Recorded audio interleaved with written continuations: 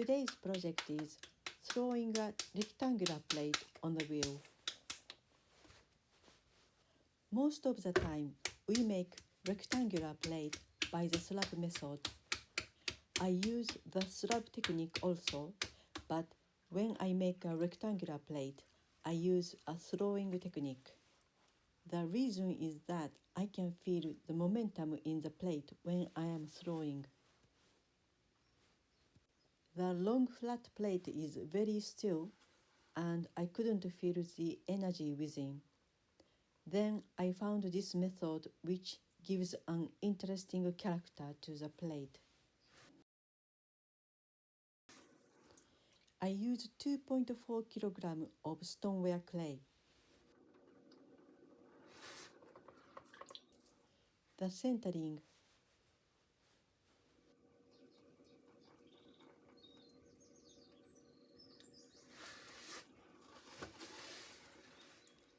The right edge of my palm is pushing the clay towards 10 o'clock. The left hand is holding the clay to keep it in the same position. This two-hand combination is important. The hands work together, not separately.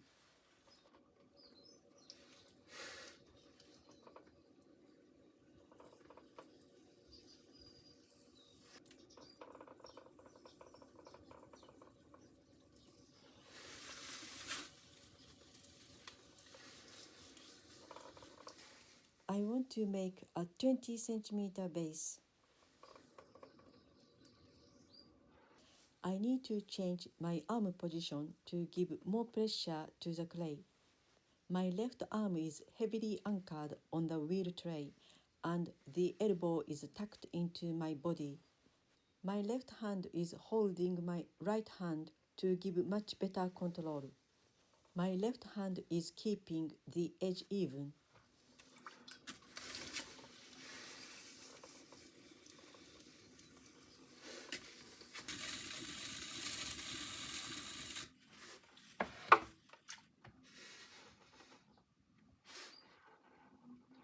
I make a center hole with my right middle finger, and my left fingers are giving extra pressure.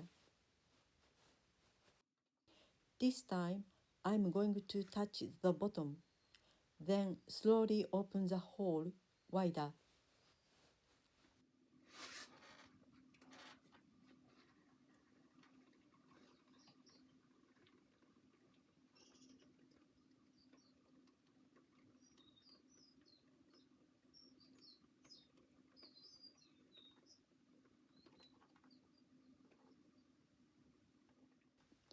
I pull my fingers towards 6 o'clock. I dig my fingertips in at the bottom of the clay, then slide them up.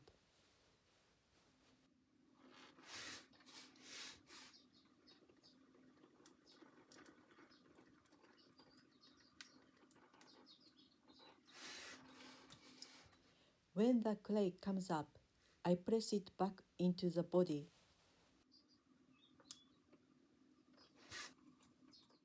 I repeat the same process until the thickness of the wall is about 4 centimeters.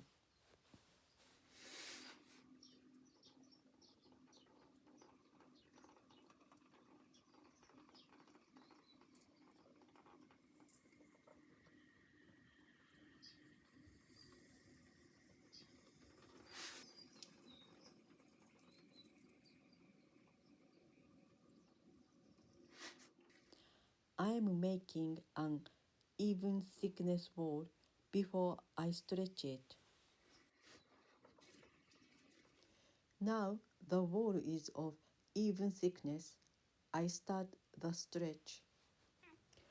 My right ring finger is pressing the bottom part of the wall, and my middle and index fingers are firmly attached to keep the wall straight.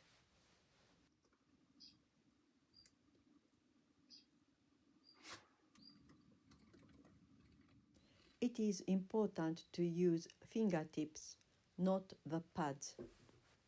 One more time. Both my thumbs are connected. This connection sends information to each hand. The right hand knows what the left finger is doing at the other side of the wall. A slow, steady movement is the main focus. I push the top inwards so the cylinder doesn't open up.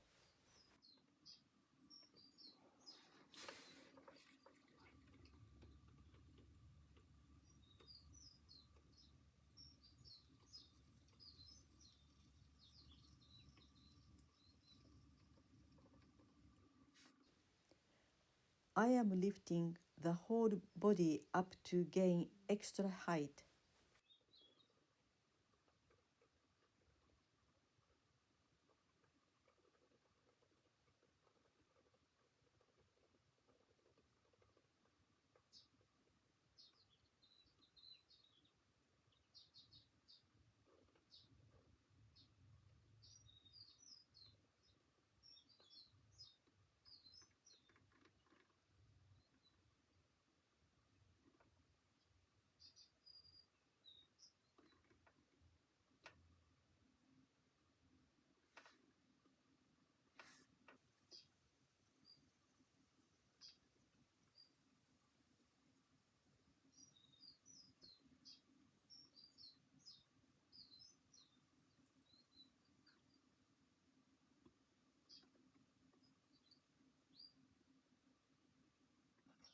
This is one of my favorite tools called gyubera, which means ox tongue. It is very useful to stretch the wall and also shape the form. This is the final stretch.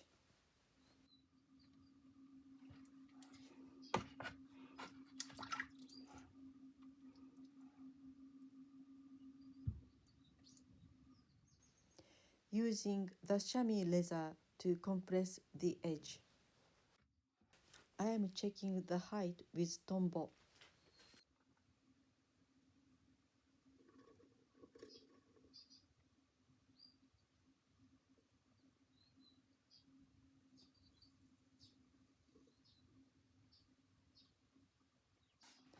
I am bringing the collar in to make the bottom and top diameter equal. I also want to have the belly slightly out.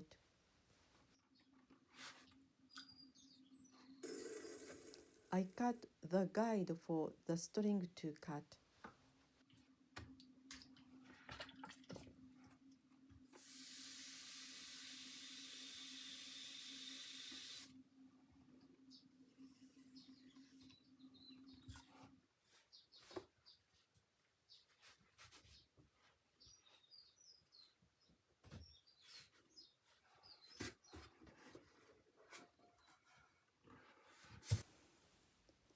I am going to open the cylinder.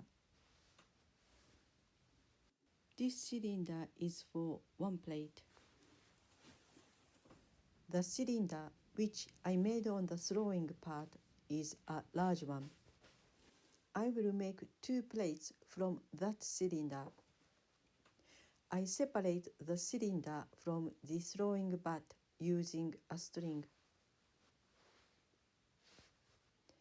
I'm making a rough guideline for the vertical cut.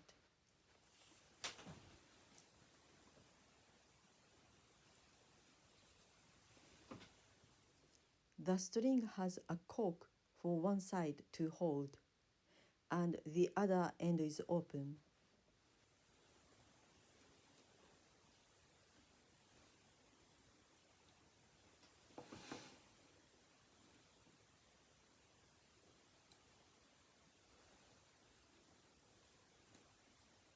I pull the string slowly to cut the cylinder.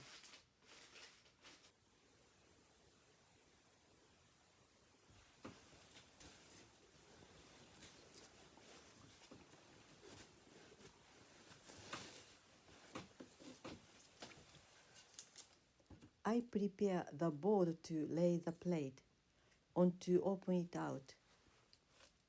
I use a cloth between the board and the plate. This makes it easier to move the plate later.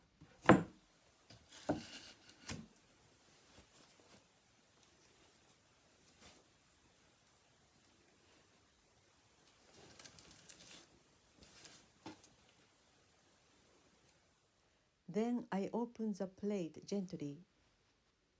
If the clay is too hard, it will crack. So it is better to do this before the leather hard stage.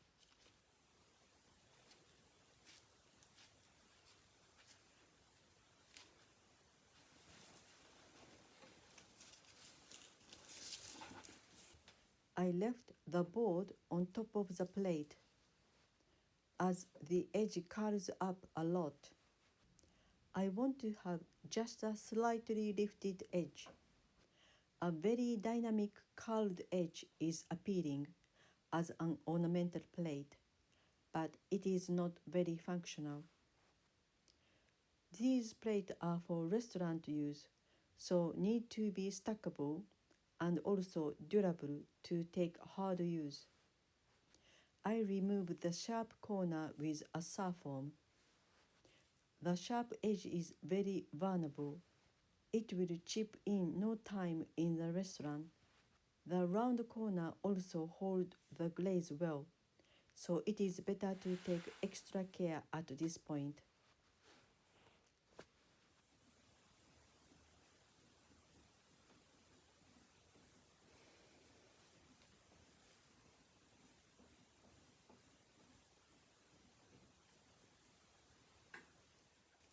One side of this plate is lifted up more than the other side, so I leave a weight on it during the drying process.